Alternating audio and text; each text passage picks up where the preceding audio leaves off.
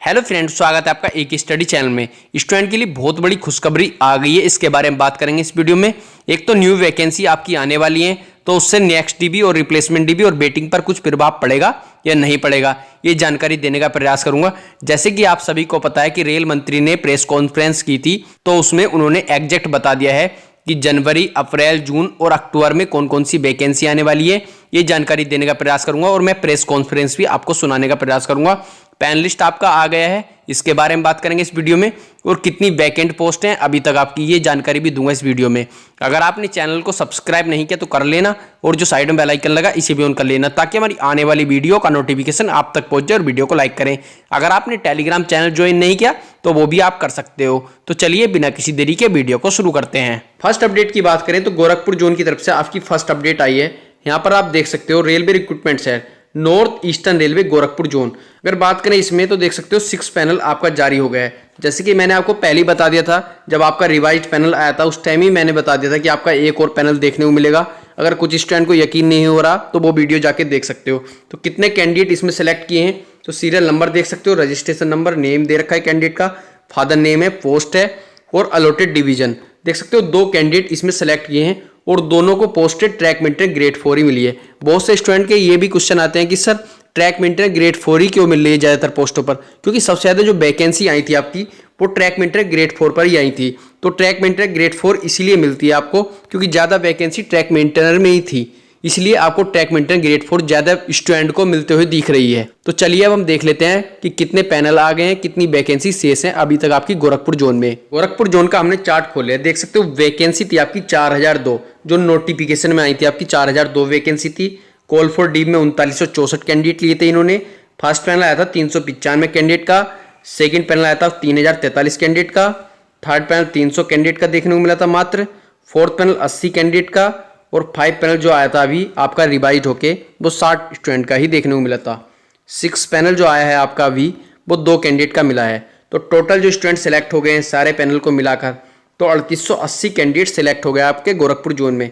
Vacancy थी 3964, 3880 को अगर आप घटाओगे तो 84 वैकेंसी आपकी शेष है। देखो अब आपकी थर्ड डीबी आनी है इस जोन से, थर्ड डीबी आपको बहुत जल्द देखने को मिलेगी इस जोन से। 84 वैकेंसी शेष है, ये 84 से ज़्यादा ही वैकेंसी पर थर्ड डीबी आ सकती है, क्योंकि बहुत से स्टूडेंट ऐसे हैं जो डीबी और मेडिकल स्किप कर रहे हैं। अगर डीबी और मेडिकल आप स्किप करोगे तो उसका सीधा सीधा बेनिफिट उन स्टूडेंट को होगा जो पीटी पास कैंडिडेट हैं। तो चलिए अब हम नेक्स्ट अपडेट देख लेते हैं। हफ्ते में एक निकलनी है, एक हफ्ते में। दूसरा सवाल ये है कि जब हम रोजगार की बात करते हैं तो रेलवे को लेकर लोगों की उम्मीद रहती है कि रोजगार आएंगे, और जब पिछला जनरल इलेक्शन था उससे पहले एक तरीके से अभी 1,54,000 लोगों का रोजगार कंप्लीट हुआ है। 1,54,000 लोगों का, 1.5 लाख लोगों का रोजगार अभी कंप्लीट हुआ है। एम्प्लॉयमेंट ऑर्डर्स मिल गए, लोगों का रजिस्ट्रेशन हो गया, आगे जॉब में अब उनके ट्रेनिंग के लिए लोग जाने लगे। जैसे ही प्रोसेस कंप्लीट हुआ नेक्स्ट प्रोसेस चालू हुआ। बहुत लंबे समय से सबकी डिमांड थी कि इसको एनुअल बनाया जाए। एनुअल इसलिए बनाया जाए, अगर 4-4, 5-5 साल के गैप में आता है तो कई लोगों की एज निकल जाती है उसमें से, राइट। इसीलिए अब एनुअल सिस्टम की तरफ मूव कर रहे हैं। जनवरी में, अप्रैल में, जून में और अक्टूबर में, इन ये 4 बड़े चंक है, एएलपी, टेक्निकल, नॉन टेक्निकल और ग्रुप लेवल 1, ये जो 4 बड़ी कैटेगरीज हैं, इन 4 बड़ी कैटेगरीज का साल में 4 हिस्से किए गए हैं कि जनवरी में स्टार्ट करें एक जो एएलपी का, दूसरा टेक्निकल स्टार्ट करें अप्रैल में, नॉन टेक्निकल स्टार्ट करें जून में, और अक्टूबर में स्टार्ट करें लेवल 1, और ये साइकिल चलती रहे। इस प्रोसेस पे सारे के सारे कैंडिडेट्स की डिमांड लंबे टाइम से रही है कि 4-4 साल का जो फेज होता है, 5 साल का फेज होता है, कई लोग एज बार हो जाते हैं उसमें। एक हर साल आपको अपॉर्चुनिटी मिलती रहेगी तो सबको अपॉर्चुनिटी मिलेगी। इस थिंकिंग के साथ आगे बढ़े, और इसी थिंकिंग और इसमें भी जितनी रिक्वायरमेंट थी उससे ज्यादा अभी नोटिफाई किया है। 1 साल के हिसाब से जो रिक्वायरमेंट है, 1 साल के हिसाब से अगर जैसे लोको पायलट का मैटर है, कितने लोग रिटायर होते हैं उससे ज्यादा लिए हैं, राइट। टेक्नीशियन का है तो टेक्नीशियन का जो अप्रैल के आसपास, अप्रैल से पहले निकल आएगा, क्योंकि हम लोग वो मॉडल कोड ऑफ कंडक्ट को भी अवॉइड करना चाहते थे, वरना नॉर्मल प्रोसेस में अप्रैल में निकलता टेक्नीशियन का, पर मॉडल कोड ऑफ कोड को अवॉइड करने के लिए पहले निकाला है। तो जनवरी, अप्रैल, जून, अक्टूबर, फिर अगले साल वापस जनवरी, अप्रैल, जून, अक्टूबर, फिर अगले साल वापस, इस हिसाब से ये प्रोसेस कर रहे हैं। सर एक साल में कितने जॉब्स निकलेंगे इसमें? डिपेंड करेगा जिसकी जितनी रिक्वायरमेंट है। हर एक जोन की अपनी अपनी रिक्वायरमेंट आती है, हर डिवीजन की रिक्वायरमेंट आती है, कोई एस्टिमेट नहीं? और वर्कशॉप से आती है। एस्टिमेट बनता है, बन के ही तो निकलता है, फिर एस्टिमेट बन के निकलता है ना, फिर हर एक कैटेगरी के लिए अलग अलग बनता है। अभी 1.5 लाख लोगों को जॉब दिया।